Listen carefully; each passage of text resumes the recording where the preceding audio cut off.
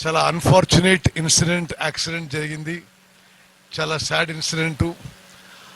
ఆ రోజు నుంచి ఈ రోజు వరకు మేము నిరంతరం 24 గంటలు ఈ విషయంలో మరి ప్రాణాలు కాపాడడానికి, అదేవిధంగా ఈ రెస్క్యూ అండ్ రిలీఫ్ మెజర్స్లో అందరం పూర్తిగా నిమగ్నమై 24 అవర్స్ రౌండ్ ద క్లాక్ పనిచేస్తున్న విషయం మీలో చాలామంది ప్రత్యక్ష సాక్షులు. గౌరవ ముఖ్యమంత్రి వర్యులు హైదరాబాద్ నుంచి ప్రతి 2-3 గంటలకి మాతో టెలిఫోన్తో సంప్రదింపులు చేస్తూ మరి మేము ఈ రిలీఫ్ అండ్ రెస్క్యూ మెజర్స్ ముందుకు పోవడం జరిగింది. భారతదేశంలోనే కాదు, ప్రపంచంలోనే అరుదైన కాంప్లికేటెడ్ కాంప్లెక్స్ టన్నల్ యాక్సిడెంట్ ఇక్కడ జరగడం జరిగింది. దురదృష్టకరం, చాలా బాధాకరం.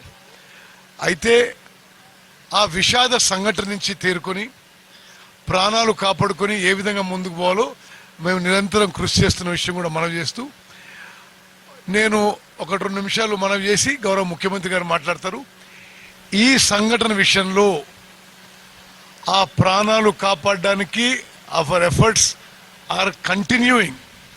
కొన్ని చాలా కాంప్లెక్స్ ఇష్యూలు ఆ టనల్ చివరిలో జరుగుతూ భారతదేశంలోనే కాదు అంతర్జాతీయంగా ఈ టనల్ విషయాల్లో, టనల్ టెక్నాలజీ విషయంలో, టనల్ యాక్సిడెంట్ విషయంలో ఎక్కువ అనుభవం, నైపుణ్యం వాళ్ళు ఈరోజు ఇక్కడ ఈ సంఘటన స్థలంలో ఉన్నారు.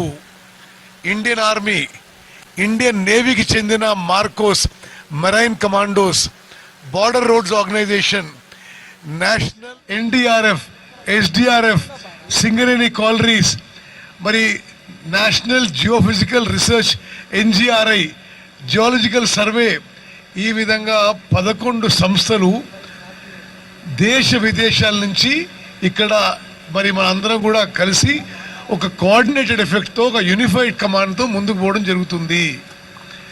2 విషయాలు నేను మనవి చేస్తున్నాను.